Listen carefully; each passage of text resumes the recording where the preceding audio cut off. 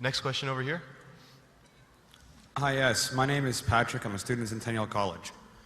My question is, in Islam it says, Jesus Christ, peace be upon him, is not the Son of God. When we are all children of Allah and born of mother and father, for he is only born of a mother, why is he not the Son of God?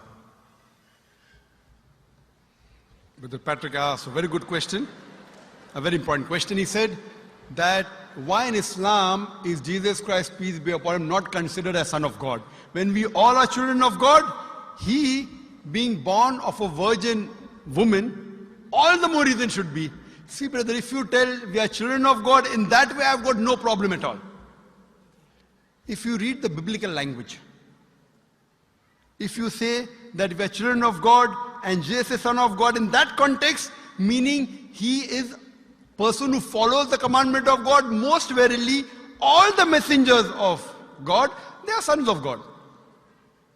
But the problem is, if someone says he is not a normal son, but he is the begotten son, then there's a problem. Because if you read the Bible have got sons, the God has got sons by the tons. If you read the Bible, Adam is son of God, Ephraim is son of God, Israel is son of God. It's mentioned in the book of Romans, chapter number 8, all those who are led by the Spirit of God, they are sons of God. That means if you follow the commandment of God, you're a son of God. I've got no problem with that phrase at all. But today, that phrase has been misunderstood. You know, for example, if a young son asks me a question, I said, Beta, son, it's a very good question. He won't mind because I'm elderly, you know. But if I say that begotten son, that means I'm insinuating him. You know, maybe he'll punch me. Fine? So what do you realize? That using the phrase son of God, in the context that we are children of God, we have no problem. So in that context, all the human beings who follow the commandments of God can be called children of God, no problem. But what the Christian says, that no, Jesus Christ, peace, but it's not a normal son. And he quotes Gospel of John, chapter number 3, verse number 16. For God so loved the world that he gave his only begotten son. Whosoever believeth in him shall not die but have everlasting life. Correct, brother? So do you believe Jesus is the begotten son of God? I do. You believe, fine. Now this verse which I quoted, Gospel of John, chapter number 3, verse number 16, it's from King James Version. For God so loved the world that he gave his only begotten son. Whosoever believeth in him shall not die but have everlasting life. Now when you read the Revised Standard Version of the Bible, revised by Thaidu scholars, Christian scholars of the highest eminence, backed by 50 different cooperating Christian denominations, they say that this word begotten is an interpolation, it's a fabrication, it's a concoction, it's an adulteration. Who's saying? Not Muslims, not Hindus. Thaidu Christian scholars of the highest eminence in the Revised Standard Version of the Bible, they say begotten is an interpolation, it's a fabrication, it's a concoction, and they're throwing it out of the Bible. So if you say Jesus is Son of God, like Adam, like Ephraim, like Israel, I have no problem. The moment you say begotten, I want to ask you the question, what is the meaning of begotten? Brother, what is the meaning of begotten? You know, begetting is an animal act. It's the function of lower animals of sex. And when you say that he was born to Mother Mary, virgin, what are you insinuating? And if you say, because Jesus Christ, peace be upon him, is God or Son of God, because he was born to Mother Mary, Quran gives the reply in Surah Imran, chapter number 3, verse number 59. Inna masala Isa indallahi ka masala Adam. Khalaqa min turab.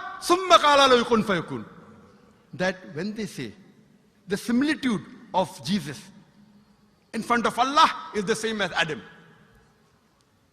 They were born from dust and said, be and it was. If you say that Jesus Christ is God because he had no father and only mother, then Adam, peace be upon him, is a greater God. He had no mother and no father according to the Bible. MashaAllah, you're clapping. I like it. So if you say Jesus is God because he had no father, only mother, Adam is a greater God, peace be upon him. He had no mother, he had no father. I never referred to him as a God, but Son of God. That's right. Fine. So Adam is a bigger son of God. Right or wrong? By your definition, Adam would be a god, for he has no mother nor no father. Not my definition, not my definition. By the definition of the Christian missionaries. By my definition, he is a messenger of God. Because God cannot beget. I told you in my talk. Lam yalid wa lam yulad. He begets not, nor is he begotten. The moment God begets, he is not God. Son of God meaning pious person, I agree. That's the reason Allah subhanahu wa ta'ala in the Quran, in 99 attributes, he has missed out Ab, father. Why? It's a good attribute, but Allah did not mention Ab meaning father because people started having wrong meaning of the word father. So he used a more difficult word Rab, but did not use Ab.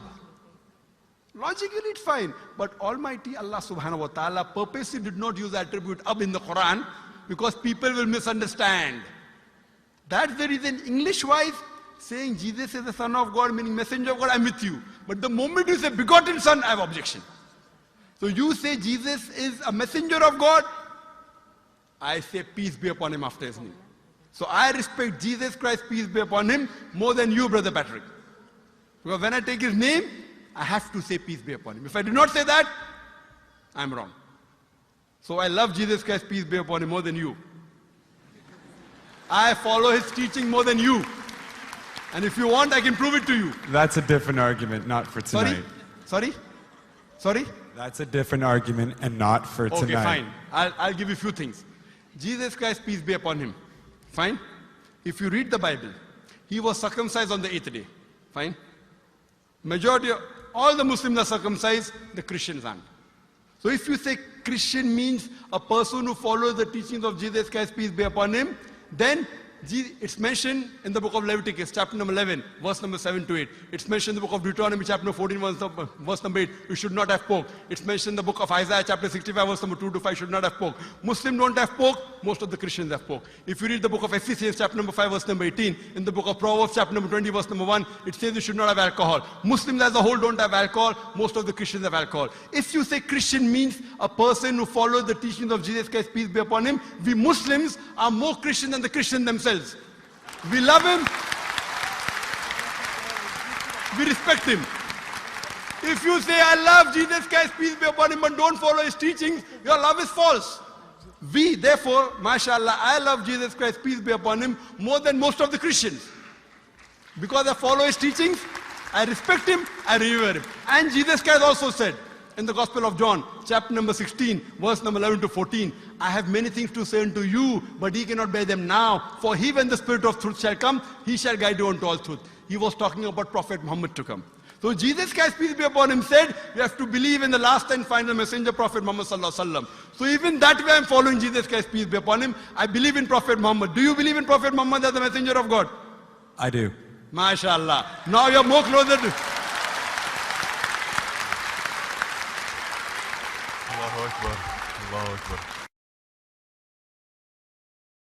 Subhanahu wa ta'ala. Now he wants to say the Shahada, and then we will move forward and say Ashhadu an la ilaha